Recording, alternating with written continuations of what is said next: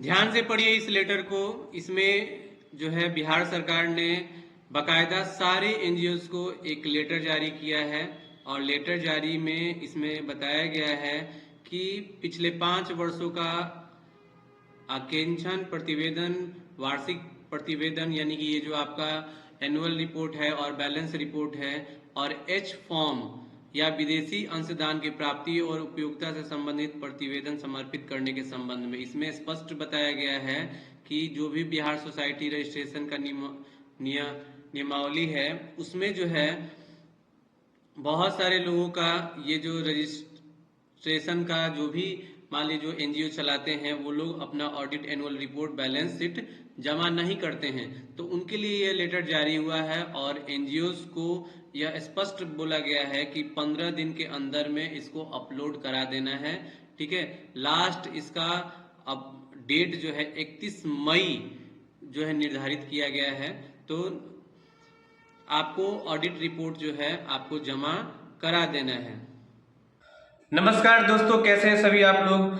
जैसा कि आज आपने थंबनेल में पढ़ा कि एनजीओ जो भी बिहार में रजिस्टर्ड है उनको जो है अपना एनजीओ का ऑडिट रिपोर्ट, एनुअल रिपोर्ट और बैलेंस शीट के साथ साथ एच फॉर्म को आपको अपलोड करना है ई निबंधन पोर्टल पे।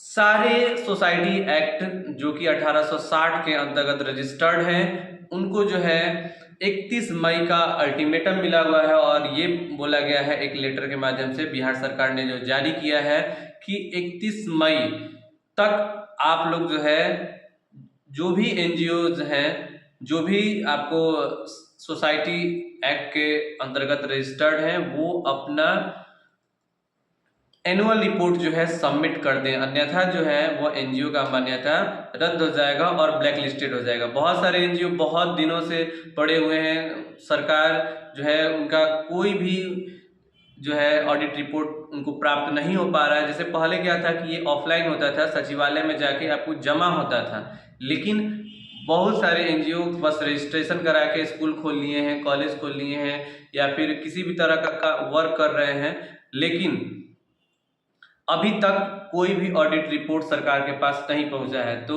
सरकार ने बकायदा सारे सोसाइटीज एक्ट को एक लेटर जारी किया है। उस लेटर में स्पष्ट तौर पे लिखा गया है कि यदि 5 साल का कम से कम अगर आप ऑडिट रिपोर्ट जमा नहीं करते हैं तो एनजीओ को जो है ब्लैक लिस्टेड कर दिया जाएगा, अन्यथा मान्यता रद्द कर दिया जाएगा। तो ये एडवाइजरी जारी कर दिया गया। इसमें करना क्या है कि आपको 4 चीज़ अपलोड करना है। 4 चीज़ में आपको ऑडिट रिपोर्ट अपडेट करना है, एनुअल रिपोर्ट अपडेट करना है, उसके बाद साथ ही साथ आपको एच फॉर्म अपलोड करना है। इसके साथ अगर आपको विदेशी अगर कोई फंड प्राप्त होता है तो उसका भी रिपोर्ट आपको अपडेट करना है। ये एनजीओ जो भी चलाते हैं वो इसको मैंडेटरी समझें और ये इसका तो डेट पहले आपको जनवरी फरवरी में ही निकला हुआ था, लेकिन इसको डेट बढ़ाकर लास्ट 31 मई तक किया गया है और अल्टीमेटम 31 मई तक दिया गया है। तो मैं आपको बताता हूं कि कैसे आप जो है इसको आप ऑडिट अपडेट कराएंगे। तो सबसे पहले जो भी आपके एनजीओज है, एक आप अच्छे सीईओ को पकड़िए या फिर आपके जो भी कंसल्टेंट हो उनको पकड़िए और अपने संस्था का ऑडिट एनुअल रिपोर्ट बनवाइए, जो कि आप किसी भी सीए से बनवा सकते हैं।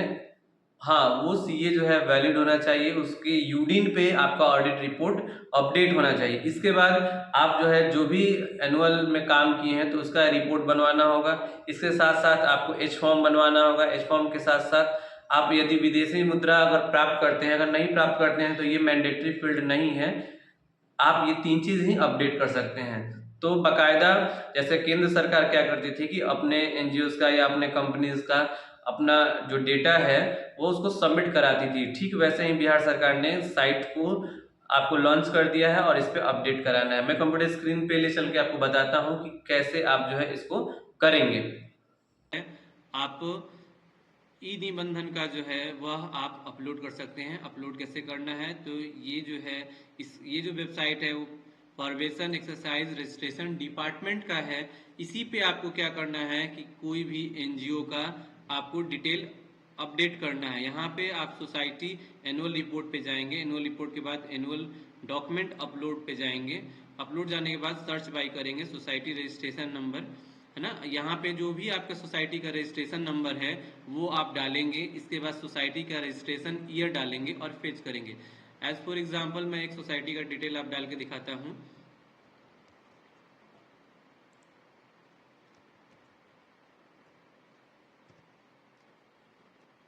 यहाँ से फेस डिटेल करेंगे, जैसे ही करेंगे तो यहाँ पर आपके संस्था का जो भी डिटेल होगा और नया वाला रजिस्ट्रेशन नंबर आपको यहाँ पे आ जाएगा। कब रजिस्ट्रेशन ईयर था वो दिखाएगा, सोसाइटी का नाम दिखाएगा और कहाँ रजिस्टर्ड है वो दिखाएगा। फिर उसके बाद ये आपको सारे डिटेल्स यहाँ पे फिलअप करने, जैसे 2019-20 से आपको स्टार्ट करना है ना, 19-20 से स्टार्ट करना है, ये मैंडेटरी है, ठीक है। यहाँ पे लिख रहा होगा document is already uploaded and pending for verification, है ना, ये अपलोडेड है और पेंडिंग है वेरिफिकेशन के लिए, तो ये आप जो है यहाँ से आप कर सकते हैं, ठीक है। तो अपलोड करने के लिए आप यहाँ से सारे को अपलोड कर सकते हैं, करेंगे यहाँ पे। जैसे अभी 2025-26 का यहाँ पे अपलोड नहीं हुआ है, 25-26 तो यहाँ पे फाइल करेंगे, तो यहाँ पे ये ऑडिट रिपोर्ट डालेंगे, यहाँ से एनुअल रिपोर्ट डालेंगे, यहाँ फॉर्मेज डालेंगे और FCRA भी डालेंगे। FCRA मैंडेटरी नहीं है, अगर आपका FCRA है, FCRA में रजिस्ट्रेशन कराए हैं तो आप यहाँ से कर सकते हैं, अन्यथा इसको स्किप करेंगे। यहाँ पे आप जो भी मोबाइल नंबर ईमेल आईडी डालेंगे तो वहाँ पे OTP जाएगा, OTP जाने के बाद ये वेरीफाई करेंगे और एक एक्नॉलेजमेंट नंबर मिलेगा, वो आप यहाँ से डाउनलोड कर सकते हैं, ऑटोमेटिक डाउनलोड हो जाए। तो ये वेबसाइट है जहां पे आपको ऑडिट एनुअल रिपोर्ट अपडेट करना है, तो आप यहां से इसको कर सकते हैं। तो अगर आपको इसमें कोई मदद चाहिए तो जो नंबर स्क्रीन पर स्क्रॉल कर रहा है उस पे आप कॉल करके हमसे इसकी जानकारी ले सकते हैं, पूछ सकते हैं कि कैसे ये फॉर्म या एनुअल रिपोर्ट कैसे हम सबमिट करेंगे इस वेबसाइट के जरिए। तो आज के वीडियो के लिए बस इतना ही। अगर कोई भी कुछ क्यूरी हो तो आप कमेंट बॉक्स सेक्शन में ज़रूर पूछें और इस वीडियो को शेयर करें ताकि आपको या आपके जो भी मित्र हैं उनको जानकारी मिल सके कि कैसे इसको अपडेट करना है। आज के लिए जय हिंद।